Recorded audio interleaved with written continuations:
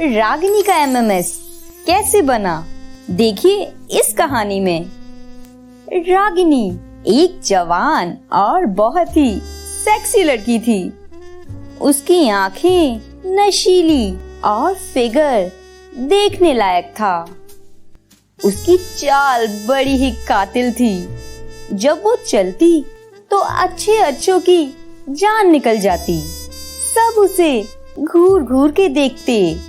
उसका एक बॉयफ्रेंड था, रॉकी, जो कि बहुत ही बिगड़ा हुआ और अय्याश लड़का था।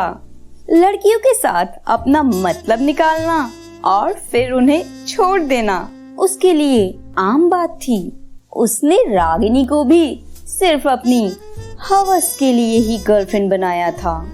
रागिनी और रॉकी एक ही कॉलेज में पढ़ते थे, लेकिन बस नाम के लिए। हर दिन रॉकी रागिनी को अपने दोस्त के फ्लैट पे ले जाता और दोनों अकेले में खूब मस्ती करते। एक दिन उसके दोस्त को पता चला कि उसके मम्मी डैडी उससे मिलने आने वाले हैं। उसने रॉकी को कुछ दिनों के लिए फ्लैट पे ना आने के लिए कहा। रॉकी मान तो गया, मगर उसकी हवस कहाँ मानने वाली थी। उसने रागिनी के साथ जंगल में जाने का प्लान बनाया। दोनों रॉकी की कार में जंगल पहुँचे और कार को डांसिंग कार बनाने के लिए सुनसान जगह ढूंढने लगे। अभी वो जंगल में थोड़ा अंदर ही गए थे कि उन्हें एक लॉज दिखाई दिया। अरे वो देख, कोई लॉज लगता है। हाँ, मगर इस जगह जाने मन हम जैसे प्रेमियों के लिए ही बना होगा। अच्छा जी, चलो फिर चल के देखते हैं। दोनों गाड़ी से उतरकर लॉज के रिसेप्शन पे पहुंचते हैं और टेबल पे रखी बेल बजाते हैं। बहुत देर बाद जब कोई नहीं आता तो रागिनी बोलती है, चल यार, यहाँ कोई नहीं है। रुक तो जा, इतनी भी क्या जल्दी है।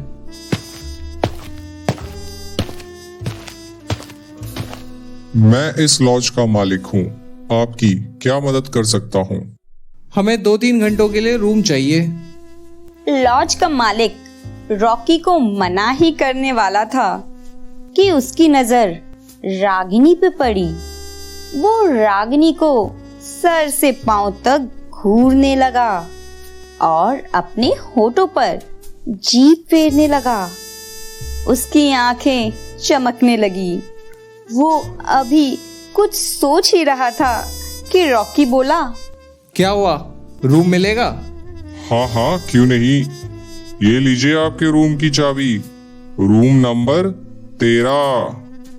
रागिनी और रॉकी रूम के अंदर जाते ही एक दूसरे पर टूट पड़ते हैं। रॉकी रागिनी को बेड पे पटक देता है और रागिनी के कपड़े उतारने लगता है। रागिनी भी रॉकी के कपड़े उतार देती है। दोनों एक दूसरे से लिपटकर पागलों की तरह किस करने लगते हैं। दोनों जवानी के समंदर में कई बार गोते लगाते हैं और जब थक जाते हैं तब रॉकी बोलता है, मजा आ गया बेबी, आज तो मजा ही आ गया। आएगा क्यों नहीं, मैं हूँ ही इतनी सेक्सी। चल अब तैयार हो जा, बहुत लेट हो गया है आज। थोड़ी देर बाद दोनों उठ के तैयार होते हैं और रिसेप्शन पर अपना बिल भरने जाते हैं, मगर वहाँ कोई नहीं होता। दोनों उस कमरे की तरफ जाते हैं जहाँ से वो लॉज का मालिक आया था। कमरे में जाके वो दोनों जब देखते हैं, उसे देखकर दोनों के होश उड़ जाते हैं। कमरे में लॉज का मालिक एक कपल का एमएमएस देख रहा था, जिसमें वो कपल कोई और नहीं, रागिनी और रॉकी ही थे।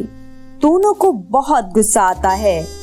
लॉज का मालिक पहले तो उन दोनों को देख के घबरा जाता है, पर दूसरे ही पल वो अपनी जेब से एक गन निकाल लेता है और रागिनी और रॉकी पे निशाना लगाते हुए बोलता है, खबरदार जो हिलने की कोशिश करी, दोनों को गोली मार दूंगा।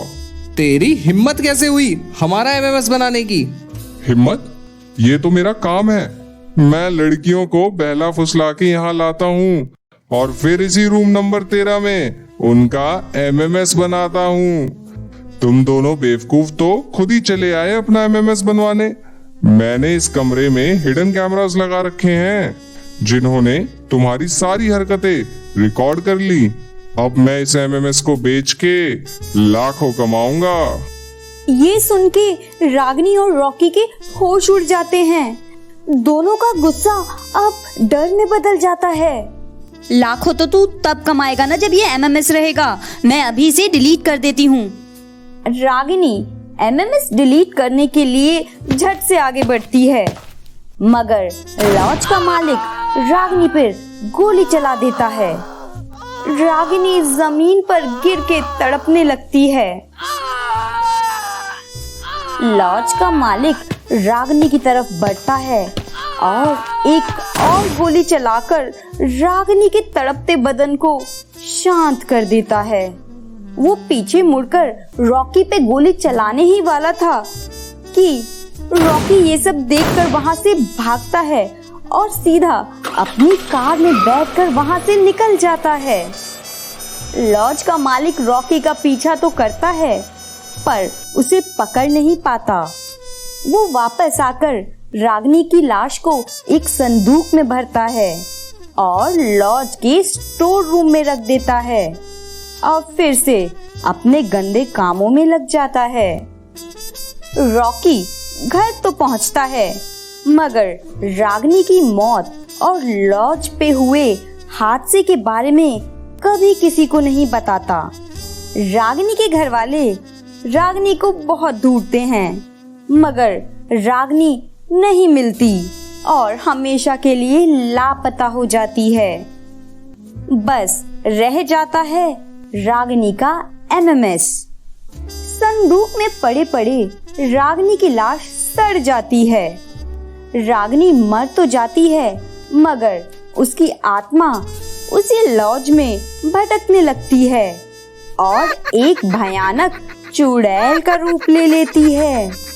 रागिनी चुड़ैल बनते ही लॉज के मालिक का खून कर देती है, पर लॉज के मालिक को मौत के घाट उतार कर भी उसकी प्यास नहीं बुझती और फिर रागिनी उस लॉज में आने वाले हर इंसान के खून से अपनी प्यास बुझाने लगती है, उसी रूम नंबर 13 में।